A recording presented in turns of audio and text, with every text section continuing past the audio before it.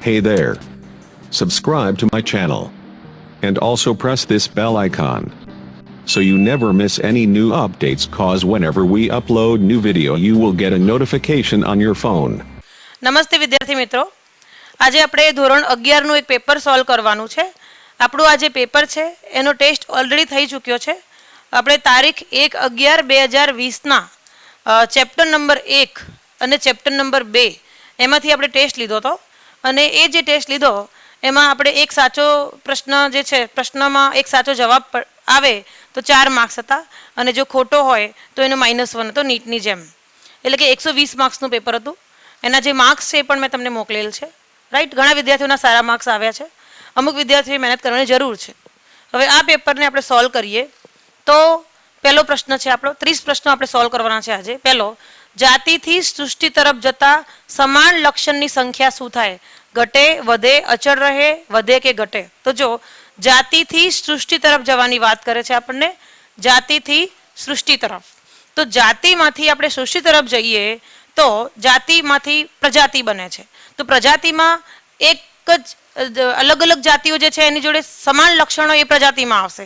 પ્રજાતિથી પણ આગળ આપણે જઈએ રાઈટ તો કુળ આવે છે. તો એમાં સરખા જે જાતિઓના લક્ષણો ધરાવે તો જેમ જેમ આપણે નીચેથી હાયરાર્કીમાં આ જે શ્રેણી છે એમાં નીચેથી ઉપર જઈએ, જે વર્ગીકૃત શ્રેણી છે, એમ એમ વધુ ને વધુ ટોળા ભેગા થાય છે, ગ્રુપ્સ ભેગા થાય છે, એનાથી સમાન લક્ષણો ઘટે છે.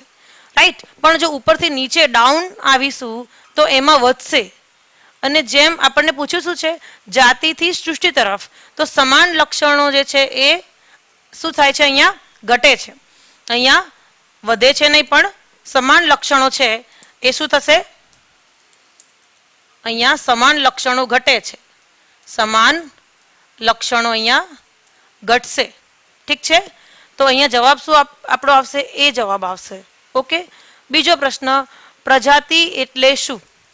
પ્રજાતિ એટલે એ વ્યક્તિગત વનસ્પતિ કે પ્રાણી, વનસ્પતિ કે પ્રાણીઓનો સમૂહ, નજીકના લક્ષણો ધરાવતી વનસ્પતિ કે પ્રાણીઓની જાતિનો સમૂહ, કે ડી નન અબો એટલે કે એક પણ નહીં. નન એટલે એક પણ, ઉપર પૈકી એક પણ નહીં. તો વિદ્યાર્થી મિત્રો આમાં શું થશે કે આપણે પ્રજાતિ કોને કહીશું? પ્રજાતિ એટલે કે જે જાતિ સમાન લક્ષણ ધરાવતી હોય એ ભેગી થાય એટલે કહીશું પ્રજાતિ. તો અહીંયા આપણો જવાબ સી આવશે. જે નજીકના લક્ષણો ધરાવતી જે વનસ્પતિઓ છે કે પ્રાણીઓ છે એમની જે જાતિઓ છે એનું જૂથ, આ શબ્દ યાદ રાખો, જાતિનું જૂથ. જાતિમાંથી પ્રજાતિ બને છે. તો જે પણ પ્રાણીઓ છે અથવા તો વનસ્પતિ છે એમાં જે જાતિ છે એ નજીકના સંબંધ ધરાવે છે, સરખા લક્ષણ ધરાવે છે, એને આપણે શું કહીશું? પ્રજાતિ. તો આપણો અહીંયા જવાબ આવશે સી. એના પછી ત્રીજો પ્રશ્ન, પ્રાણી વર્ગીકરણમાં ઉપયોગમાં લેવાતી કક્ષા સમુદાયની સમકક્ષ કક્ષા વનસ્પતિ વર્ગીકરણમાં કઈ છે? તો અહીંયા આ ત્રીજો પ્રશ્ન છે એમાં આપણે જુઓ કે પ્રાણી વર્ગીકરણમાં ઉપયોગમાં લેવાતો જે સમુદાય છે, પ્રાણીઓમાં આપણે સમુદાય કહીએ છીએ પણ વનસ્પતિની અંદર આપણે સમુદાય કહેતા નથી, ફાઇલમ કહીશું આપણે એને પ્રાણીઓ માટે. વનસ્પતિઓની અંદર આપણે જે અહીંયા જે સમુદાય કક્ષા કીધી એને સમકક્ષ વનસ્પતિની અંદર આપણે વિભાગ કહીએ છીએ. વિભાગ, જ્યારે આપણે કહીશું ડિવિઝન. Right, okay. તમે તમારી એનસીઆરટી જે છે બુક એની અંદર તમે જોશો તો એમાં તમને જાતિથી કરીને સૃષ્ટિ સુધી વાત કરી છે. પેજ નંબર 10 ઉપર જોજો તમે. એનસીઆરટીમાં આપણી જે બુક છે એમાં પેજ નંબર 10 ઉપર જોજો. છેક જાતિથી કરી સૃષ્ટિ સુધી કીધું છે. એમાં તમે જોજો સમુદાય કે વિભાગ લખ્યું છે. તો સમુદાય છે એ પ્રાણી માટે છે, રાઈટ, અને વિભાગ છે એ વનસ્પતિ માટે છે. આમ બંનેની કક્ષા સરખી છે, કારણ કે સમુદાય કે વિભાગ એ વર્ગોમાંથી બને છે. જે વર્ગ જે છે એક જેવા, વનસ્પતિની વાત કરીએ તો વર્ગોમાંથી સરખા વર્ગો હોય, સરખા લક્ષણ ધરાવતા વર્ગો હોય તો એ વિભાગ બનાવશે, જ્યારે પ્રાણીઓની અંદર એ સમુદાય બનાવશે. અહીંયા આપણો જવાબ શું આવશે? જવાબ આપણે આવશે સી આવશે. ઠીક છે. એના પછીનો ચોથો પ્રશ્ન છે, જીવંત સજીવોનું સ્પષ્ટ લક્ષણ કયું છે? જે લિવિંગ ઓર્ગેનિઝમ્સ છે, જીવંત સજીવો, તો જુઓ એમાં 4 બતાયા છે ઓપ્શન્સ. એ વૃદ્ધિ, બી અવાજ ઉત્પન્ન કરવાની ક્ષમતા, રાઈટ, સી પ્રજનન, ડી બાહ્ય પરિબળ પ્રત્યે પ્રતિચાર આપવો. ચાર લક્ષણો કીધા છે આપણને. સ્પષ્ટ લક્ષણ એટલે કે જે આઈડેન્ટિફાઈંગ કેરેક્ટર છે, આપણે આગળ જોયું હતું. હવે જીવન સજીવમાં વિદ્યાર્થી મિત્રો પહેલા વૃદ્ધિની આપણે વાત કરીએ. એકચ્યુઅલી સ્પષ્ટ લક્ષણ નથી જીવન સજીવ માટે વૃદ્ધિ, કારણ કે વૃદ્ધિ જે છે એ નિર્જીવમાં પણ થાય છે. આપણે પાઠમાં જોયું, આપણે આગળ પાઠ મેં તમને ભણાવ્યો, મારી ચેનલ પર છે આખું જે પાઠ છે લિવિંગ વર્લ્ડ. તો જે વૃદ્ધિ થાય છે એમાં જે નોન લિવિંગ છે, અજીવન છે, એની પણ વૃદ્ધિ થાય છે. જેમ કે કોઈ રણ છે એની અંદર માટીના ઢગલા, રાઈટ, પર્વત છે એની ઉપર, તો એ જે છે એ ભાગમાં જથ્થો માટીનો ભેગો થાય, પવન આવે, ઢગલો થાય, તો એમાં વૃદ્ધિ થાય છે, પણ એ બાહ્ય વૃદ્ધિ કહીએ છીએ આપણે. છતાં પણ એ વૃદ્ધિ તો ખરી.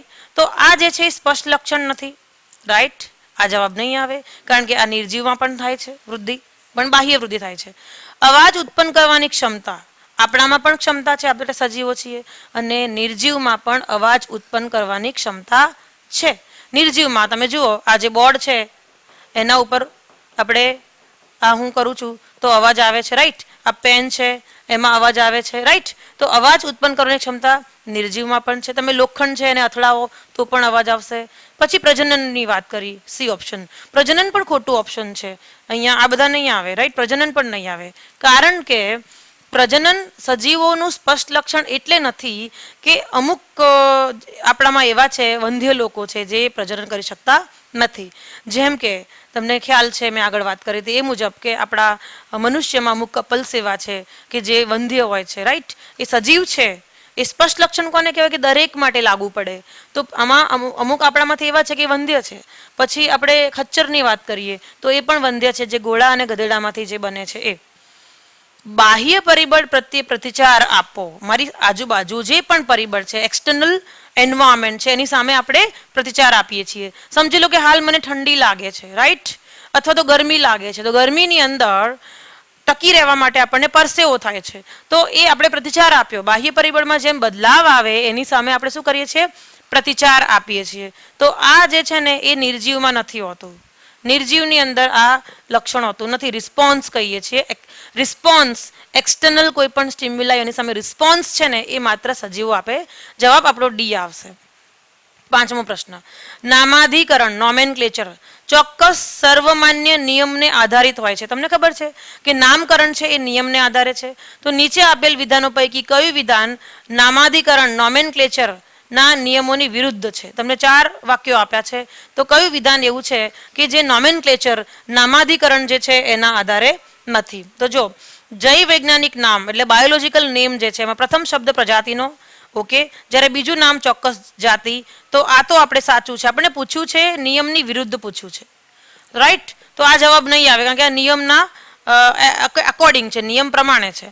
નામ ઇટાલિક્સમાં લેટિન ભાષામાં, એ બી સાચી વાત છે, લેટિન ભાષામાં નામ હોય છે, અને ઇટાલિક્સમાં આપણે જ્યારે એને ટાઈપ કરીએ ત્યારે સી. જ્યારે વૈજ્ઞાનિક નામ હસ્તલિખિત કરવા હોય, જ્યારે હાથથી લખીએ છીએ ત્યારે નીચે આપણે અંડરલાઇન કરીએ છીએ, રાઈટ. જેમ કે હોમો સેપિયન્સ, તો હોમો તો લખું છું જ્યારે હું, ત્યારે નીચે એક અંડરલાઇન કરું છું બંને નામની નીચે, એક સળંગ લાઈન નહીં, રાઈટ. જેમ કે આવી રીતે કહીએ કે હું એક નામ લખું કે ઝિયા મેઇસ, ચલો મકાઈનું નામ છે ઝિયા મેઇસ, તો આ ઝિયા છે એની નીચે મેં અંડરલાઇન કરી અને મેઇઝની નીચે અંડરલાઇન કરી, તો એમ નીચે આડી લીટી આપણે કરીએ છીએ.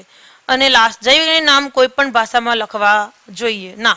જૈવ વૈજ્ઞાનિક નામ જે છે, બાયોલોજીકલ નામ જે છે એ કોઈ પણ ભાષામાં લખી શકાય નહીં. એનું જે ભાષા છે ને એ લેટિન હોય છે, રાઈટ. તમને અહીંયા કીધું ને કે અહીંયા એનું ચોક્કસ એની લેટિન ભાષા જ હોય છે. આપણે સર્વ સ્વીકૃત આખી દુનિયામાં જે પણ નામ આપણે નવા, ધારો કે કોઈ વૈજ્ઞાનિક બનીને નવું નામ આપવું છે તો એક નિયમ છે એનો કે એને લેટિન ભાષામાં જ આપવું જોઈએ. તો આપણો જવાબ અહીંયા ડી આવશે, કારણ કે આપણને પૂછ્યું છે વિરુદ્ધ, રાઈટ. ઓકે, એના પછી આગળનો પ્રશ્ન જોઈએ.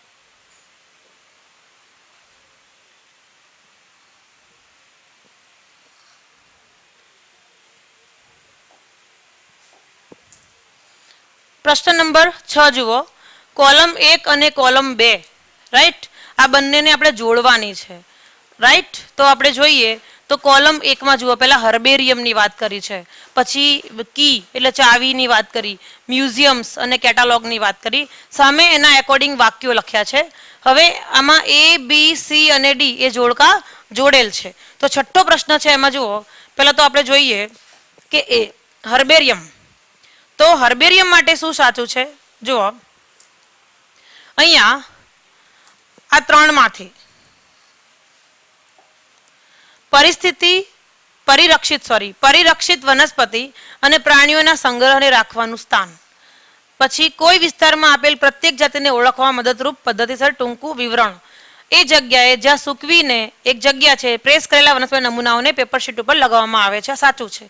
તો અહીંયા એ જે છે એનો જવાબ જે છે એ આવશે ત્રીજો, રાઈટ, યાદ રાખશું, એનો આપણે અહીંયા આવશે ત્રીજો જવાબ. કારણ કે હર્બેરિયમ એને કહેવાય કે એવી જગ્યા જ્યાં સૂકવેલા વનસ્પતિના નમૂનાઓને પેપર શીટ ઉપર રાખવામાં આવે છે. પછી કી અથવા તો ચાવી. તો કી કે ચાવી માટે જુઓ કે કોઈ પણ વિસ્તારમાં કોઈ પણ પ્રત્યેક જાતિને ઓળખવી હોય તો પદ્ધતિસર ટૂંકું એના વિશેનું વિવરણ મારા લાસ્ટ લેક્ચરની અંદર જે MCQ સોલ્વ કરાયો હતો ત્યાં પણ પહેલા ચેપ્ટરમાં એના પહેલાનો વિડીયો છે, ત્યાં મેં કી વિશે તમને વાત કરી હતી કે કીની અંદર 2 લાઈન આપવામાં આવે છે અને એમાં આપણને એના વિશે કહેવામાં આવે છે, લાઈક લીડિંગ કહીએ છીએ આપણને, એ એના ઉપર દોરવણી કરે છે કે આપણે કોઈ પણ જાતિ છે, ધારો કે એને શોધવી છે કે કઈ છે, તો એના માટે આપણે ટૂંકમાં એના વિશે લખેલો હોય છે કે આ બંનેમાંથી કોઈ એક સિલેક્ટ કરો. તો એકને આપણે સિલેક્ટ કરીએ છીએ, બીજાને આપણે સિલેક્ટ કરતા નથી. પછી આગળ જતાં હજુ પણ આગળ એનું ડિસ્ક્રિપ્શન આપવામાં આવે છે અને છેલ્લે આપણે કોયડાની જેમ એના વિશે સર્ચ કરી શકીએ છીએ. એ વિડીયો તમે જોજો બરાબર, કી વાળો. તો એમાં જે કી છે એનો જવાબ આવશે આ, રાઈટ, એટલે કે 2, બીનું 2 આવશે. મ્યુઝિયમ. તો મ્યુઝિયમ જે છે એ મ્યુઝિયમ કોને કહેવાય કે પ્રાણીઓને સંગ્રહ કરવામાં અને વનસ્પતિઓને. મ્યુઝિયમમાં એવું ના હોય, જેમ કે આપણી જે સ્કૂલ છે, આપણી શાળા, એમાં બાયોલોજીની જે લેબોરેટરી છે એ પણ એક પ્રકારનું મ્યુઝિયમ છે. તો એમાં પણ ક્લોરોફોર્મની અંદર, બોટલની અંદર વનસ્પતિઓ અને પ્રાણીઓને મૂકવામાં આવે જ છે. તો અહીંયા મ્યુઝિયમ માટે અહીંયા જવાબ આવશે કયો? 1. તો અહીંયા C નો 1 આવશે. અને કેટાલોગ એટલે શું? તો કેટાલોગ એટલે કે એવી એક પુસ્તિકા છે, કેટાલોગ એક પુસ્તિકા છે કે જેમાં જુદા જુદા વર્ગકોને ઓળખવામાં મદદરૂપ એવા લક્ષણો અને વિકલ્પો સમાવિષ્ટ હોય છે. કેટાલોગમાં એક એવું નાનું પુસ્તક છે કે એમાં અલગ અલગ વર્ગક તમને ખબર છે વિદ્યાર્થી મિત્રો, કોને કહેવાય? વર્ગક, ટેક્સોન. જાતિ છે એક વર્ગક છે, પ્રજાતિ છે એક વર્ગક છે, ઇવન વિભાગ છે એક વર્ગક છે, સમુદાય છે એ વર્ગક છે. તો અલગ અલગ વર્ગકોને ઓળખવા માટે મદદરૂપ થાય એવા લક્ષણો અને વિકલ્પો એમાં સમાવેશ થાય છે. તો અહીંયા જો A નો 3, B નો 2, C નો 1, D નો 4, રાઈટ. તો એવા ઓપ્શન્સ અહીંયા ક્યાં છે? તો જો આ એ જ છે, A છે એનો 3, B નો 2, C નો 1, રાઈટ, અને આ D છે તો એનો 4 અહીંયા ગયું છે, આ B છે અલગ, રાઈટ. તો અહીંયા આપણો એ ઓપ્શન સાચો છે. એના પછી 7મો પ્રશ્ન, નીચેનામાંથી કેટલા શબ્દો કુળનું સૂચન કરે છે? કુળ એટલે આપણે કહીએ છીએ ફેમિલી, કુળ માટે સૂચન કરે છે. તો મસ્કા, હોમિનિડી, પોએસી, ફેલિડી, કેનિડી, ડિપ્ટેરા અને ઇન્સેક્ટા. હવે 7મા પ્રશ્નમાં આપણે જવાબ શું આવશે? તો જુઓ એમાં એકચ્યુઅલી આપણે આમાં બાય મિસ્ટેક જવાબ જ્યારે આપ્યો તો તમને મેં ટેસ્ટ લીધો ત્યારે 3 આપ્યો હતો, પણ વાસ્તવમાં જવાબ 4 આવશે. આપણે ડિસ્કસ થયું હતું, જે લોકો કોન્ટેક્ટમાં છે મારા, એમાં જુઓ આપણે એની અંદર હોમિનિડી, પોએસી, ફેલિડી, કેનિડી, આ 4 જે છે એ કુળ સૂચવે છે, રાઈટ. મસ્કા, ડિપ્ટેરા અને ઇન્સેક્ટા એ કુળ સૂચવતા નથી. તો અહીંયા આપણો જવાબ આવશે બી. એટલે અમુક વિદ્યાર્થીઓને સાચો જવાબ આપ્યો છે છતાંય એક એરર થઈ હતી આપણે, એના કારણે 4 માર્ક્સ તમારે વધુ સમજવા જો તમે આ ટીક કર્યો હોય તો, બીમાં 4 કર્યો હોય તો, ઠીક છે. એના પછી આગળ તમને કીધું કે જાતિ શું છે? જાતિ શું છે? What is species? 8મા નંબરનો ક્વેશ્ચન જુઓ. તો અહીંયા એમાં આપણે જાતિ એટલે વર્ગીકરણનો સૌથી નાનામાં નાનો એકમ, અથવા તો કોઈ એક જાતિમાં ઉદ્વિકાસકીય ઇતિહાસનો ચોક્કસ એકમ, અથવા ઉદ્વિકાસનો ચોક્કસ વર્ગ, અથવા તો ઉદ્વિકાસને રિલેટેડ એટલે કે સંબંધિત નથી. તો અહીંયા આપણો જવાબ આવશે કે જાતિ એ વર્ગીકરણનો સૌથી નાનામાં નાનો એકમ છે. કારણ કે આપણે વર્ગીકરણ કરીએ છીએ તો ત્યારે સૌથી પહેલા આપણે જાતિમાંથી પછી પ્રજાતિ, રાઈટ. જ્યારે પણ ક્લાસિફિકેશન કરીએ છીએ, ધારો કે કોઈ સભ્ય હોય તો એ કોઈને કોઈ જાતિમાં તો આવે જ છે. તો જાતિ જે છે ત્યાંથી આપણે શરૂ કરી, પછી પ્રજાતિ, પછી કુળ, એમ કરતાં કરતાં આપણે સૃષ્ટિ તરફ જઈએ છીએ. તો એ વર્ગીકરણનો સૌથી નાનો એકમ છે. ઠીક છે વિદ્યાર્થી મિત્રો. એના પછીનો ક્વેશ્ચન છે અહીંયા ક્વેશ્ચન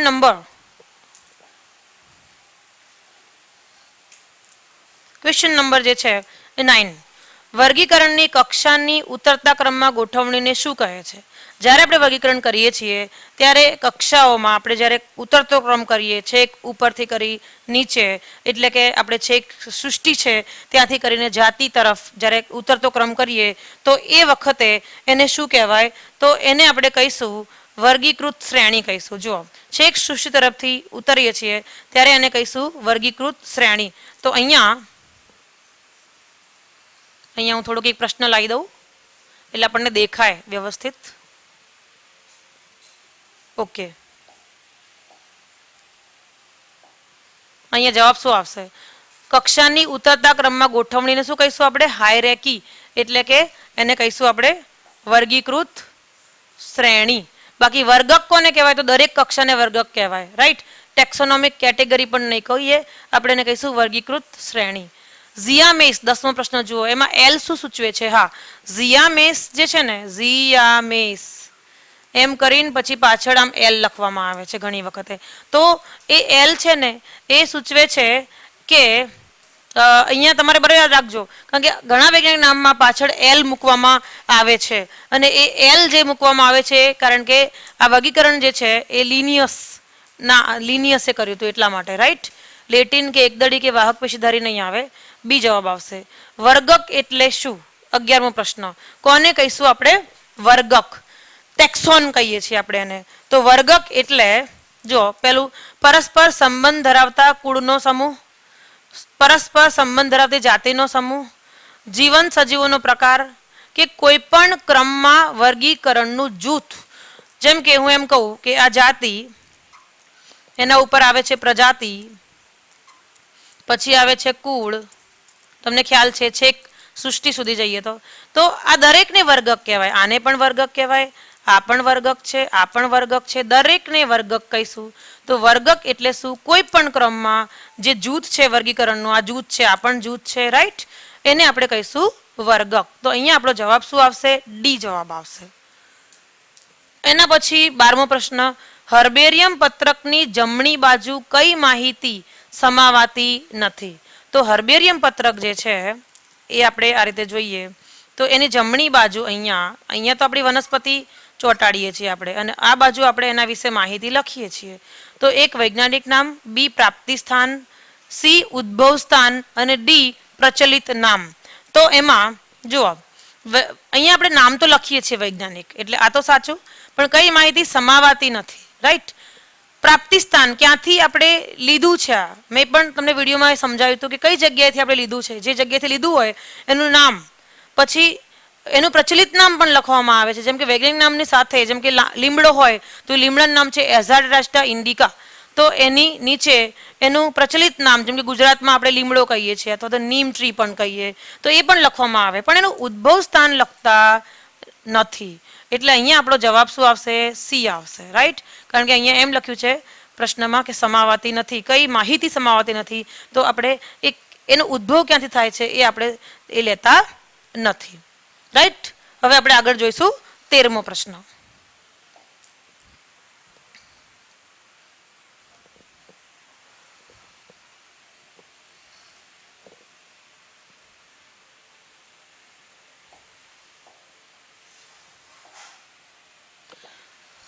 તેરમો પ્રશ્ન જુઓ વિદ્યાર્થી મિત્રો, એમાં છે વર્ગીકરણ શબ્દ કોણે આપ્યો? આ કન્ફ્યુઝન ઘણા વિદ્યાર્થી મિત્રો નથી આવડ્યો.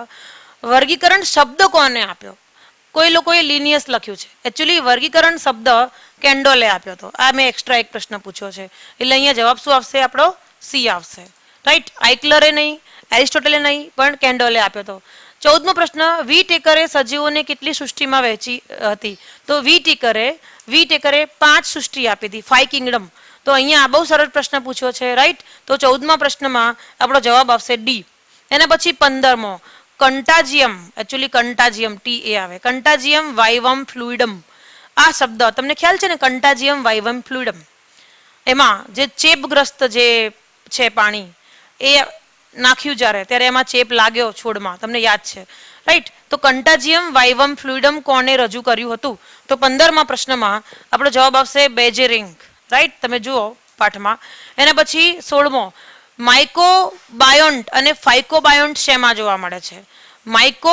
માઇકો એટલે શું અને ફાઇકો એટલે શું? માઇકો એટલે ફૂગ, માઇકોલોજી. ફાઇકો એટલે આપણે વનસ્પતિ કહીએ છીએ. તો માઇકોબાયોન્ટ અને ફાઇકોબાયોન્ટ શેમાં જોવા મળે? તો આપણે લાઇકેન જોઈએ ને વિદ્યાર્થી મિત્રો, લાઇકેન. તો એમાં માઇકોબાયોન્ટ એટલે ફંગલ પાર્ટ, ફૂગનો ભાગ, અને ફાઇકોબાયોન્ટ એટલે એકચ્યુઅલી લીલ વનસ્પતિમાં આવે છે, રાઈટ. તો ફૂગ અને લીલ એ બંને સાથે જીવન ગાળે એ લાઇકેન બનાવે છે. તો એમાં ફંગલ પાર્ટ, ફંગાઈના જે ફૂગના તંતુઓ છે એ ભાગને આપણે કહીએ છીએ માઇકોબાયોન્ટ, અને જે લીલ છે એ લીલને આપણે કહીએ છીએ ફાઇકોબાયોન્ટ. અહીંયા આપણો જવાબ આવશે લાઇકેન આવશે 16મા પ્રશ્નમાં. શું આવશે આપણો જવાબ? એ લાઇકેન. 17 મિથેનોજનનો સમાવેશ શેમાં થાય છે? મિથેનોજન્સ. તમને ખ્યાલ છે મિથેનોજન્સ એટલે થોડાક એવા બેક્ટેરિયા કે જે બહુ હાર્શ કન્ડિશન એટલે કે બહુ ખરાબ પરિસ્થિતિમાં પણ એ રહી શકે છે.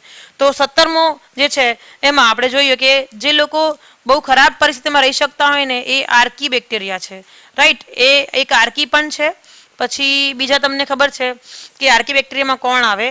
તો ગરમ પાણીના જરામાં રહે એ પણ બેક્ટેરિયા. તો મિથેનોજન્સ છે, એસિડો જે છે એસિડોફિલ્સ મતલબ કે જે મુખ્યત્વે રહી શકે છે, એસિડમાં પણ રહી શકે છે.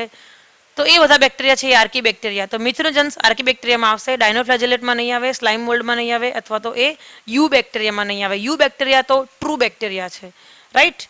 એના પછી આગળ છે વાયરસ, વિષાણુના પ્રોટીન આવરણને શું કહેવાય? તો 18મો પ્રશ્ન, એમાં જે કોઈ વાયરસ છે એની ઉપર જે આવરણ હોય છે, રાઈટ. વાયરસની ઉપર જે આવરણ છે એને આપણે કેપ્સિડ કહીએ છીએ. અને શું કહીશું આપણે? કેપ્સિડ, રાઈટ. જે પ્રોટીનનું હોય છે. તો અહીંયા સી જવાબ આવશે, રાઈટ. એને રોમ પણ ન કહેવાય, કેપ્સ્યુલ પણ ન કહેવાય, રાઈટ. કોર પણ નહીં કહીએ, અને એને ટ્રાઇકોમ રોમ પણ નહીં કહીએ, અને કેપ્સિડ કહીશું. બહુ સરળ પ્રશ્ન છે. 19મો પ્રશ્ન, 19મો જોઈએ આપણે.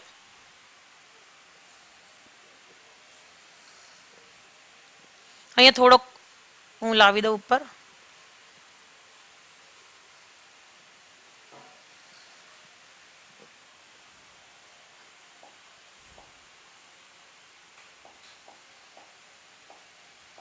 જુઓ 19 નંબરનું, મહાસાગરોમાં નીચે પૈકીનું કયું સજીવ મુખ્ય ઉત્પાદકો તરીકે જાણેલું છે? તો મુખ્ય ઉત્પાદકો કોણ છે? તમને જોઈને જ ખબર પડે કે દરિયાની અંદર સૌથી વધારે જોવા મળે છે ડાયટમ્સ, રાઈટ. આપણે પ્રશ્ન સોલ્વ કરેલા છે, તમને ખ્યાલ છે. ડાયટમ્સ જે છે એ મુખ્ય ઉત્પાદકો છે મહાસાગરોમાં. સાયનોબેક્ટેરિયા પણ નહીં આવે, દ્વિકશાધારી પણ નહીં આવે, યુગ્લિનોઇડ્સ. કે ઉત્પાદકો કયું છે? તો એમાં સૌથી વધુ ડાયટમ્સ જોવા મળે છે. યાદ છે તમને ડાયટેમિસ અર્થની વાત કરી હતી આપણે કે ડાયટમ્સ જે છે એ ઉત્પાદનની દ્રષ્ટિએ પણ વધારે બનાવે જ છે ખોરાક, અને જ્યારે એ મૃત્યુ પામે ત્યારે દરિયાની અંદર એ ભેગા થાય છે, એને કહેવાય ડાયટેમિશિયસ અર્થ. 20મો પ્રશ્ન, પાઇનસના બીજ, 20 નંબરનો, પાઇનસના બીજ ફંગલ તંતુઓ સાથે સંબંધ રાખ્યા વગર અંકુરિત થઈ શકતા નથી.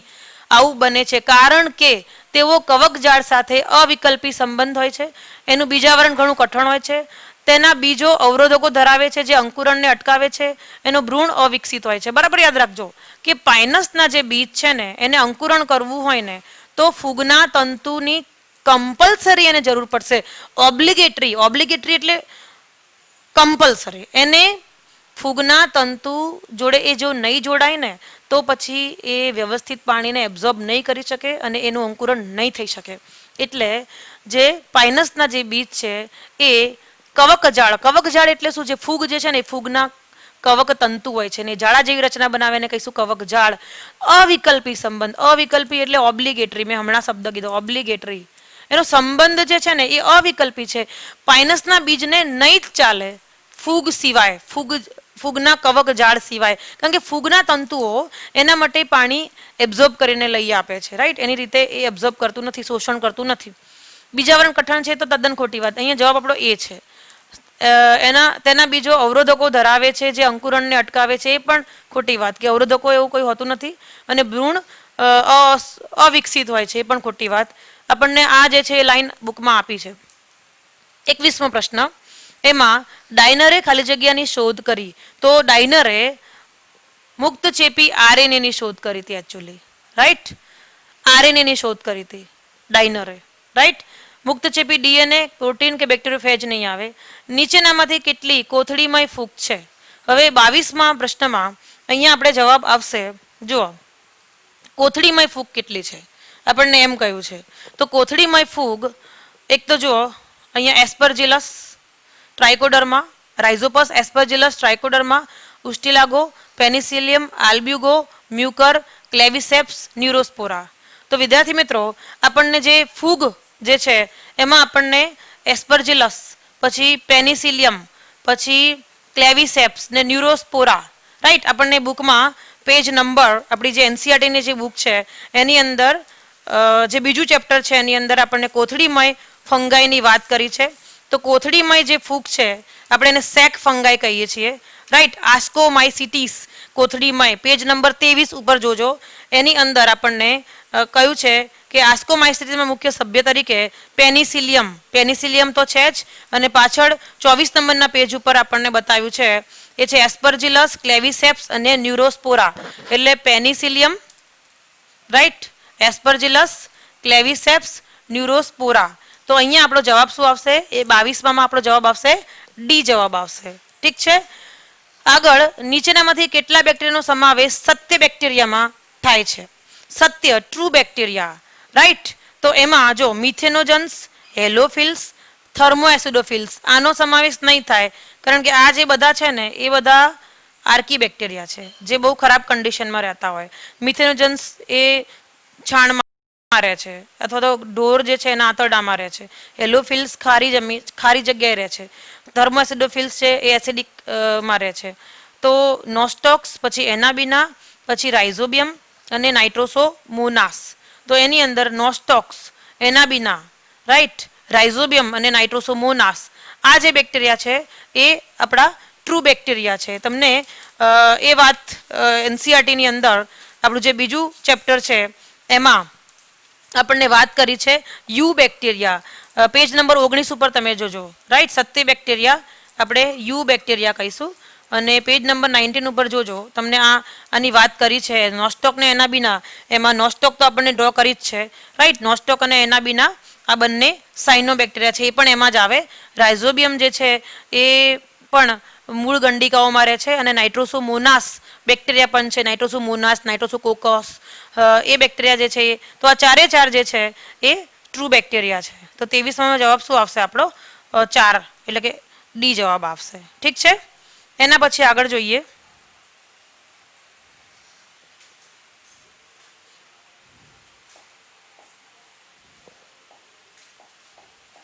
ચોવીસમો પ્રશ્ન, કેરલસ લિનિયસ દ્વારા આપવામાં આવેલ વનસ્પતિ વગેરે પદ્ધતિ એ કૃત્રિમ હતી, એ આર્ટિફિશિયલ હતી.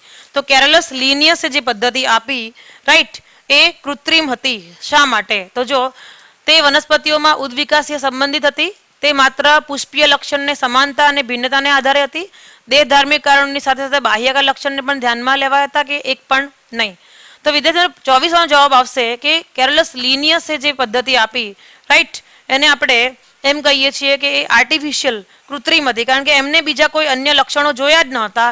એમને માત્ર ને માત્ર ફ્લાવર, પુષ્પના કેરેક્ટર જે છે લક્ષણોના આધારે જ સમાનતા અને ભિન્નતાને આધારે આપ્યું હતું વર્ગીકરણ. એટલા માટે જવાબ બી આવશે. 25, નીચે પૈકી કયું મોનેરામાં જોવા મળતું નથી? મોનેરા, રાઈટ. મોનેરા એટલે કોણ? મોનેરા, પછી પ્રોટિસ્ટા, યાદ આવ્યું?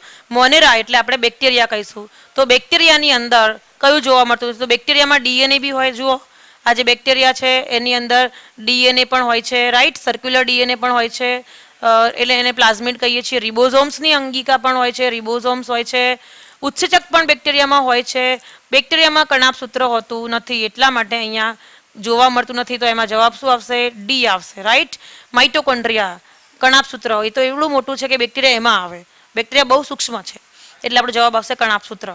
નીચેનામાંથી કોનો સમાવેશ, કોને સામાન્ય બ્રેડ મોલ્ડ તરીકે ઓળખાય છે? 26મો, બ્રેડ મોલ્ડ તરીકે રાઇઝોપસને ઓળખાય છે, આપણને આપ્યું છે, રાઈટ. બાકીના ખોટા છે, રાઇઝોપસ જવાબ આવશે. 27, સોપ બોક્સની જેવી કોષ દિવાલ શેની લાક્ષણિકતા છે? 27માં, તો એમાં જવાબ આવશે ડાયટમ્સ. યાદ છે મેં તમને પાઠમાં કરાવ્યું હતું આ રીતે, સોપ બોક્સની જેમ, રાઈટ.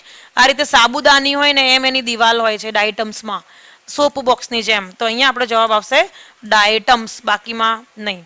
એના પછી 28મો પ્રશ્ન 28 જુઓ.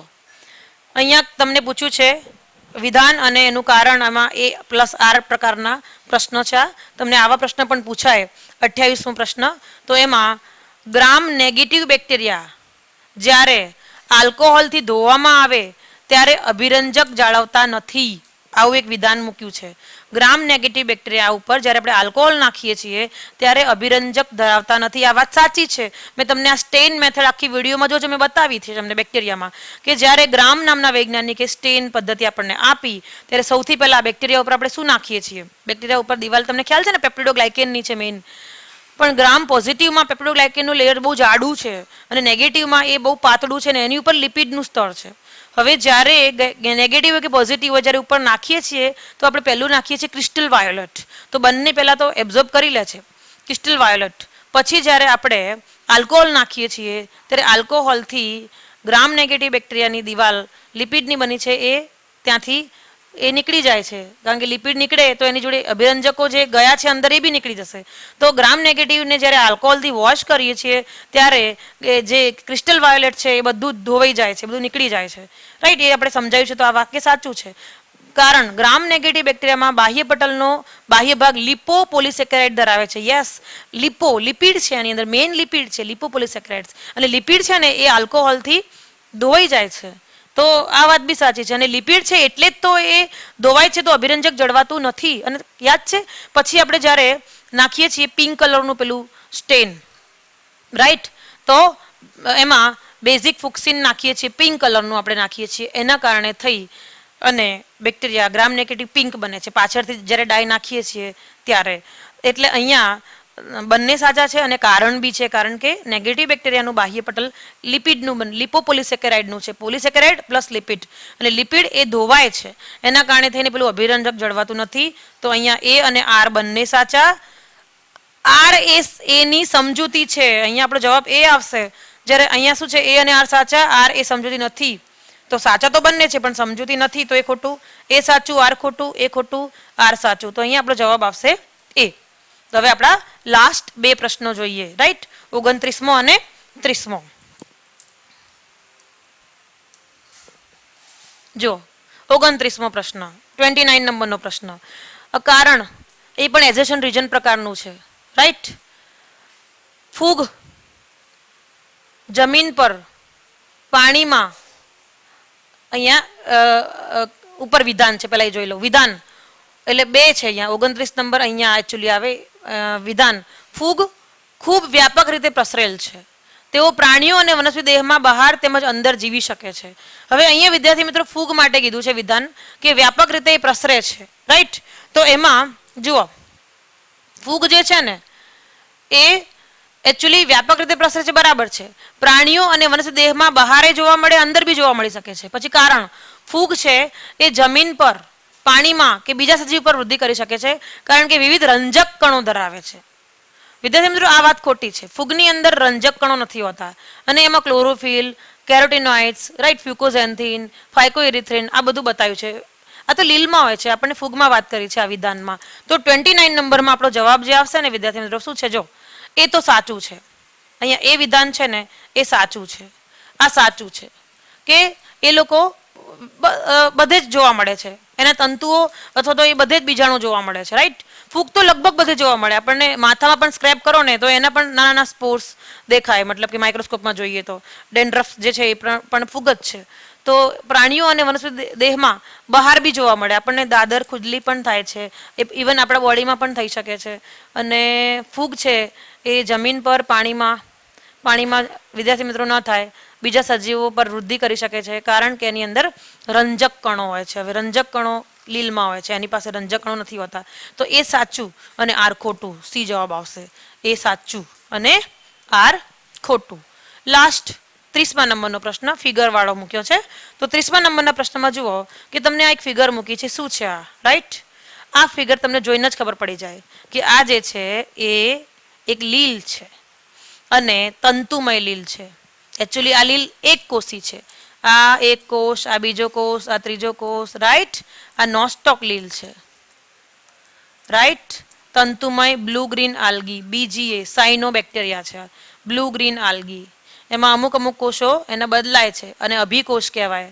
નાઇટ્રોજનનું સ્થાપન કરે છે. આપણે ભણાવ્યું મેં તમને વિડીયોમાં. રાઈટ, તો અહીંયા એ તંતુમય લીલી લીલ કીધું છે. એકચ્યુઅલી આ તો બ્લુ ગ્રીન આલ્ગી છે, નીલહરિત છે, એટલે લીલી ખોટું. તંતુમય લીલી પીળી એ પણ ખોટું. તંતુમય એક્ટિનોમાઇસિટીસ ના, એક્ટિનોમાઇસિસ પણ તંતુમય જે છે એમાં પણ એક્ટિનોમાઇસિટીસ જે છે એ આપણને ફૂગમાં આવશે. પછી તંતુમય બ્લુ ગ્રીન આલ્ગી, તો આપણો જવાબ આવશે ડી. રાઈટ, તો 30માં જવાબ ડી આવશે. તો વિદ્યાર્થી મિત્રો અહીંયા આપણું આ જે પેપર છે 30 પ્રશ્નો મેં તમને સોલ્વ કરાયા અને આ 30 પ્રશ્નો જે છે તમે સોલ્વ કર્યા એ ઉપરથી તમે જુઓ કે પ્રશ્ન જે મૂક્યા છે રાઈટ એ હજુ સરળ એકદમ સિમ્પલ પણ મૂક્યા છે. જેમ જેમ ટેસ્ટ આવશે એમ એનાથી અઘરા પ્રશ્નો પણ આવી શકે છે. એટલા અઘરા નહીં પણ આ જ લેવલના, પણ હજુ પણ મહેનત કરો, વધારે માર્ક્સ લાવો, ઓછા માર્ક્સ આવવા જોઈએ નહીં. લાઈન ટુ લાઈન વાંચો એનસીઆરટીની, એનાથી બહારનો પ્રશ્ન લગભગ નથી આવતો. એનસીઆરટીની એક એક ફિગર જે છે એ તમે ધ્યાનમાં રાખો. તો આજે આટલું રાખીએ છીએ અને હા, આ રવિવારે આપણે આના પછીનું જે ચેપ્ટર છે એ પહેલું બીજું પતી જાય પછી ત્રીજું ચેપ્ટર છે રાઈટ, પ્લાન્ટ કિંગડમ, વનસ્પતિ સૃષ્ટિ, એનો ટેસ્ટ છે અને એમાં આપણે 30 પ્રશ્નો પૂછીશું સવારે 10 થી. એ જ ટાઈમ આપણો જે હતો એ જ. ઓકે, તો આટલું રાખીએ છીએ. હવે આગળ આપણે મળીશું નવા લેક્ચર સાથે. આભાર.